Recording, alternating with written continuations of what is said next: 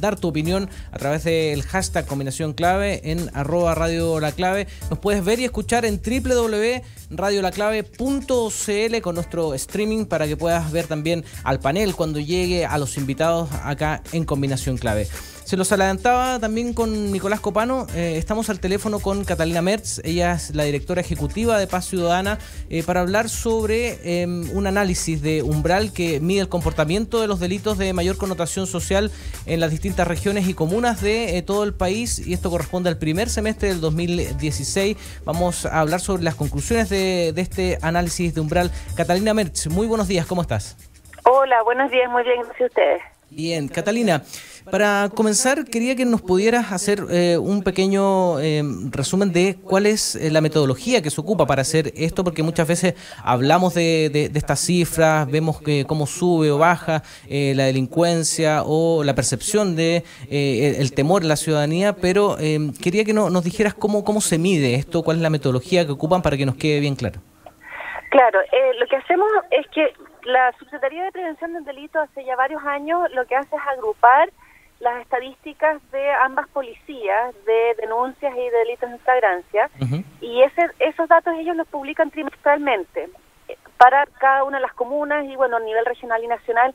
Y la verdad es que solemos quedarnos en los análisis, ¿no es cierto?, en los titulares respecto a las variaciones nacionales. Entonces lo que nosotros estamos haciendo es un esfuerzo por poder analizar en el nivel comunal. Perfecto. Cómo se van desagregando estas cifras, y justamente lo que uno se encuentra es que si bien en el nivel nacional pueden haber buenas noticias, cuando uno va desagregando por tipo de delito, siempre hay comunas que están sufriendo alzas delictivas en algún problema en particular, y son esos los que tienen que llamarnos a la acción y que se desplieguen tácticas y estrategias efectivas. Perfecto. Ahora, esto, como yo decía, son los delitos que la gente o víctimas que pueden ser, por ejemplo, también establecimientos comerciales denuncian.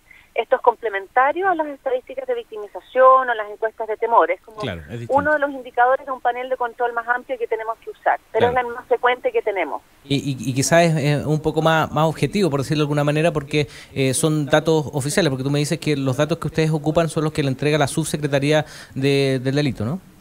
Claro, son datos administrativos, se llaman técnicamente, es lo que las policías registran, pero dependen de la voluntad y capacidad de las víctimas de denunciar. Perfecto. Es decir, esto es la cifra blanca. Cuando uno dice que hay una cifra negra de lo no denunciado, esto es sobre lo denunciado.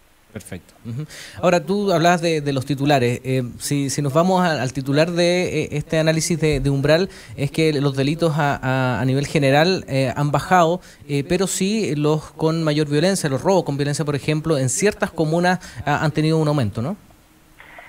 Claro, dependiendo del análisis que uno hace de distintos delitos que aumentan en comunas, por ciudades o por tipos de delitos, el Gran Santiago, el nivel nacional. En el caso del Gran Santiago, por ejemplo, lo que concluimos es que hay 5 comunas donde aumenta el robo con violencia e intimidación y 4 comunas donde aumenta el robo de accesorio de vehículos.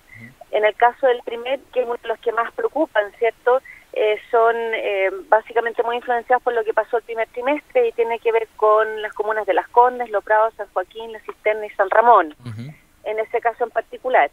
Ahora, si uno mira el país completo y todas las planillas están disponibles para que los puedan mirar, ¿cierto? El robo con violencia e intimidación aumenta en 37 comunas a lo largo del país, el robo en lugar no habitado en 47 y el robo de vehículos en 34, ¿ya?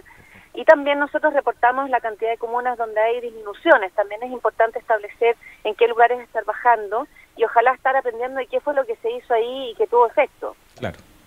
Ahora, ¿cómo influyen en estas variaciones, Catalina, algunos fenómenos como, digo fenómenos porque han estado durante el primer semestre muy presentes, los portonazos, ¿no?, que hemos visto un montón de casos, donde también se ocupa mucha violencia para poder robar los autos y en los mismos hogares, cuando la gente está entrando, por ejemplo, y también los llamados turbazos, ¿no?, que también hemos visto muchos casos donde entra mucha gente a un local, es como una avalancha humana, sacan las cosas y se van, y es muy difícil también después atraparlos o identificarlos. Claro, esos son problemas delictivos importantes que causan muchos efectos tanto en las víctimas como en los establecimientos comerciales que son afectados. Y son tipos específicos de robos con violencia, si bien en términos de volumen probablemente no son los más frecuentes, están dentro de esa categoría y por lo tanto están siendo pesquisados en los robos con violencia e intimidación. Ahora, este tema de la delincuencia siempre es muy importante, sobre todo cuando hay una elección municipal, ¿no? Siempre sale a la palestra, todos los candidatos tienen sus propuestas para solucionar este tema que muchas veces es muy difícil de solucionar. Entonces, te quería preguntar, ¿qué influencia o qué atribución pueden tener los alcaldes para poder controlar la delincuencia? Porque muchas veces se dicen que tienen manos atadas porque no tienen recursos, porque los carabineros, las policías no funcionan en sus comunas. Los municipios pueden contribuir con algunas medidas de prevención, sobre todo las que tienen recursos y pueden tener guardias municipales, pueden contribuir con ciertas vigilancias preventivas, pero ciertamente no tienen policías municipales, y dependiendo del problema delictivo en particular van a haber acciones que solamente pueden desplegar las policías o el Ministerio Público. Por ejemplo, cuando tenemos bandas violentas que están operando en algún sector, ahí solamente cabe la persecución penal. Por otra parte, los municipios sí pueden contribuir también en el caso de barrios vulnerables de la prevención social temprana, pero ahí, por cierto, nos encontramos con limitaciones de recursos y el país carece de un sistema de prevención robusto mediante el cual se pueden financiar intervenciones muy focalizadas en niños y jóvenes o barrios que tienen factores de riesgo delictivos importantes, y ahí también estamos al debe. Perfecto. Otra cosa que te iba a preguntar, Catalina, tiene que ver también con la percepción que tienen las personas, porque tú lo aclarabas al principio, ¿no? Una cosa son estos datos y otro es la percepción que tienen, que también influye mucho a la hora de votar o también de poder elegir, por ejemplo, dónde vivir o qué medidas medidas de seguridad tomar, si ponen una alarma, etcétera. Me gustaría que aclararas un poquito esa diferencia y cómo se puede medir también eso. Claro, bueno, la Fundación desde el 98 ya que creó un índice, el índice de temor, que se compone de una serie de preguntas respecto a si las personas creen que la delincuencia ha aumentado, si es más violenta, las expectativas que tienen sobre el delito en futuro y las medidas o cuánto temor siente en 4 situaciones muy concretas: al salir de su casa a las mañanas, al ir al trabajo, caminando solo por su barrio y en su casa en las noches. Y ahí la primera vez que se midió se observó que eso tiene una distribución relativamente normal y las 2 colas se le nombraron, por lo tanto, las personas que caen dentro de la categoría de alto temor. Claro. Y también en otros extremo los de bajo temor. Y efectivamente el año pasado tuvimos alzas muy importantes y esto es algo muy debatido en todas partes del mundo, no solamente en Chile, pero finalmente todos los estudios concluyen que los factores, si bien hay múltiples factores que influyen, por ejemplo, las mujeres tenemos más temor, las personas mayores tienen más temor que los más jóvenes, lo que no se condice con cuán probable es que uno sea víctima, ¿cierto? Todos los estudios concluyen que la experiencia propia o cercana de victimización es siempre el factor que más influye en esa sensación. Es decir, cuando personalmente alguien de mi familia o un amigo es víctima, eso es lo que más está influyendo en el temor de las personas. Por lo tanto, tiene una correlación estrecha con lo que está ocurriendo. Perfecto. Quería llevar a otro punto, Catalina, y que tiene que ver con los delitos sexuales, que también están contemplados en esta encuesta o en este análisis de umbral, para que nos cuentes un poquito los datos que hay sobre los delitos sexuales, que siempre es un tema que hay que atender y que vemos que cuesta que tenga solución o que tenga control, ¿no?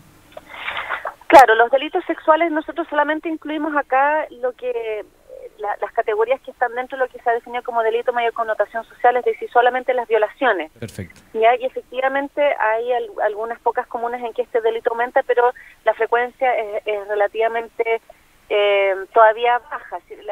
¿No es cierto? La comuna de Coquimbo registra un aumento de 14 a 21, la comuna de Concepción de 19 a 31, ese aumento es 62%, y la comuna de La Serena 16 a 26. Ahora, estos casos sin duda que son graves y aquí lo que hay que desplegar es rápidamente estrategias de análisis criminal para ver si aquí hay patrones para poder evitar que esto se vuelva a repetir y, por cierto, la persecución penal de los autores. Y también se ha visto que estas personas, cuando cumplen condena, requieren de intervenciones específicas. Hay programas que han demostrado tener efectos sobre personas que cometen delitos sexuales, pero hoy día carecemos de esa oferta especializada en Chile. También siempre llama la atención de cómo estamos con relación a otros países en estos temas, Catalina, y yo sé que tú tienes, no sé si cifras, pero sí la percepción de cómo estamos en relación a Latinoamérica y también a Europa, ¿no? Que hay una diferencia bien grande. Sí, es muy difícil comparar las encuestas de victimización, solamente hay dentro de la región latinoamericana, y ahí en general, claro, tenemos pocos delitos violentos, pero no estamos tan bien cuando vemos los delitos contra la propiedad. De hecho, Santiago es comparable a otras capitales de la región en términos de delitos contra la propiedad, robos y hurto. Y en delitos violentos solemos estar bien parados en Latinoamérica, pero no tanto cuando vemos algunas cifras en relación a otros países, como es el caso del homicidio. Cierto que Chile en Latinoamérica tiene una tasa relativamente baja, alrededor de un 4 cada 100.000 habitantes, pero esa tasa es 3 o 4 veces la tasa de España o de Alemania, por ejemplo, o de Canadá. Es decir, países a los cuales aspiramos en muchos otros indicadores sociales, como que en estos indicadores se nos olvida, pero debiésemos exigirnos mucho más como país y lograr reducir esas tasas de homicidio con una estrategia proactiva nacional. Claro. En ese sentido, Catalina, ¿qué hacen ustedes? ¿Qué uso hacen con estos datos? Me imagino, además de darlos a conocer a la opinión pública, si uno ingresa a la página de Paz Ciudadana, están todos los datos, todos los estudios, incluso desglosados por comuna, como tú decías, con mapas también, donde dice cuáles son los puntos donde hay más delincuencia o donde hay más percepción de delincuencia. ¿Cuál es la coordinación que se hace con las autoridades? ¿Ustedes le dan recomendaciones con este dato? ¿Discuten estas cifras? ¿Cuál es la bajada que hacen? Bueno, hay distintas instancias de trabajo, dependiendo de cuáles son los proyectos que tienen en curso las autoridades. Nosotros siempre mantenemos una relación de colaboración y de oferta de trabajo, y depende un poco de cuáles son los proyectos que se quieren impulsar en los momentos en que podemos trabajar en conjunto. Y por cierto, siempre estamos haciendo análisis de políticas públicas, de legislaciones que están en tramitación y propuestas. El próximo año, que es año de elección presidencial, vamos nuevamente a generar propuestas que se debiesen avanzar como política de Estado en materia de seguridad pública. Claro. Esa es la bajada que pueden hacer. Y es interesante lo que dice de las elecciones, donde estos temas se toman. De hecho, la última encuesta CEP también pone al tema de delincuencia como uno de los que más le importa a la gente. Siempre está en los primeros lugares el tema de la seguridad, el tema de la seguridad ciudadana. Y como te decía al principio, en las elecciones municipales esto se incrementa más porque ven más directamente, ¿no?, que es el lugar donde viven. Entonces te quería preguntar cuál ha sido la reacción, o cuál es la postura de las autoridades, sobre todo las que tienen que ver con este tipo de materias, en torno a poder mejorar esto. ¿Hay una coordinación? ¿Hay puntos en común? ¿O lo ves difícil que se pongan de acuerdo para avanzar? Porque es un tema que queda al debe en todos los gobiernos, e incluso lo reconocen ellos, porque es un tema difícil, porque está el tema de la coordinación con la justicia también, para que se cumplan las condenas, por ejemplo, porque vemos también, y esta famosa llamada puerta giratoria, donde las mismas personas que delinquieron o asaltaron un mismo local o una misma casa lo vuelven a hacer. Claro, a ver, la mala evaluación como área de gestión y a su vez la alta prioridad que la ciudadanía le asigna al problema de la seguridad ciudadana, eso es una constante estructural ya desde mediados de los 90. Ajá.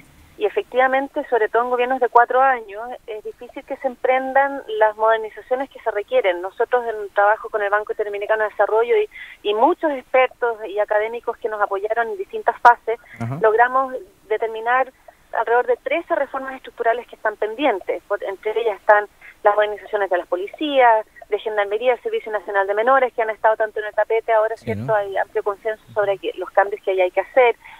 Gestión urbana mucho más influida por la seguridad, y sobre todo también un sistema de prevención, que algo les comenté, que hoy día no tenemos en Chile, de intervención temprana para evitar que personas entren en estas bandas delictivas muy tempranamente. Esos son los recursos mejor gastados. Pero construir eso requiere una mirada de Estado, una mirada de mediano a largo plazo que no está hoy día presente, y hoy día lamentablemente vemos como de hecho no hay ningún proyecto sustancial en agenda. Claro, o sea, hace falta, y si no hay ningún proyecto se ve más difícil, ¿no? Porque ni siquiera se ha empezado a discutir, y eso, como tú decías, son procesos largos. En 4 años un gobierno no alcanzan a tomar medidas estructurales, como tú decías, con estos temas. Y te quería preguntar por lo que mencionabas del Sename.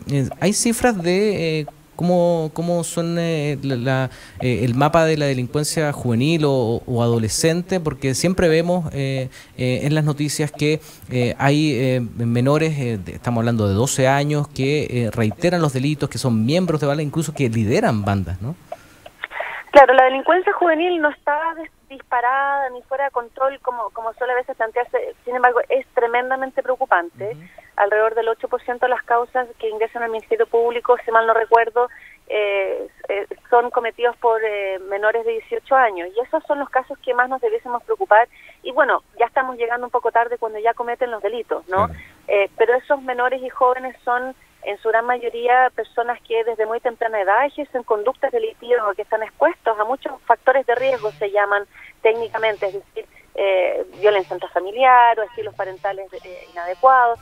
Y el estudio que hicimos ya hace 10 años, que fue un punto de inflexión en términos del aprendizaje que teníamos respecto de esto, comprobamos que en Chile, igual que en todas partes del mundo, muy pocas personas cometen muchos delitos, y en el caso chileno es alrededor de un 3% de los jóvenes concentra muchos factores de riesgo y ejerce altas conductas delictivas, es decir, es un volumen relativamente bajo de menores de edad, pero que hay que intervenirlos con claro, prontamente, con oferta de calidad, bien monitoreada y basada en evidencia, y eso es lo que hoy día no tenemos. Claro, o sea, lo hemos visto en la discusión sobre el Sename y sobre lo que ocurre en los centros, sobre todo cuando son lugares de detención o de retención de menores, donde se escapan, no hay medidas de seguridad, también donde no están las condiciones. Entonces, eso también yo creo que es tema de discusión de cómo se hace. De hecho, ahora, a raíz de todo esto, se está discutiendo, ¿no?, hacer una separación en el Sename sobre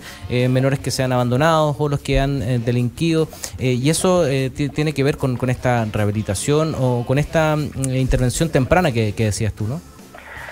Claro, hay acuerdo hace mucho tiempo que el Servicio Nacional de Menores cabe separarlo. Si bien hay vasos comunicantes entre menores vulnerados en sus derechos y menores que cometen delitos, los menores que ejercen conductas delictivas requieren una intervención mucho más especializada. Y que de hecho en otras partes del mundo ha demostrado que puede tener efecto y transformar estas sendas de vida de menores de edad que si no van a seguir cometiendo delitos y van a ser, por decirlo de alguna manera, ¿no es cierto?, los reiterantes dentro del sistema procesal penal, y por lo tanto ahí lo que se requiere es efectivamente una institución moderna, basada en evidencia y con los recursos requeridos para poder implementar oferta de calidad. Bueno, agradecemos a Catalina Mertz, la directora ejecutiva de Paz Ciudadana. Siempre es bueno hablar de estos temas cada cierto tiempo, sobre todo cuando se vienen también elecciones, cuando están en discusiones estos temas, sobre todo con lo que hablamos ahora último del Sename. Catalina, muchas gracias por responder al llamado de Combinación Clave, que estés muy bien. Igualmente, gracias a ustedes. Buena mañana. Hasta luego.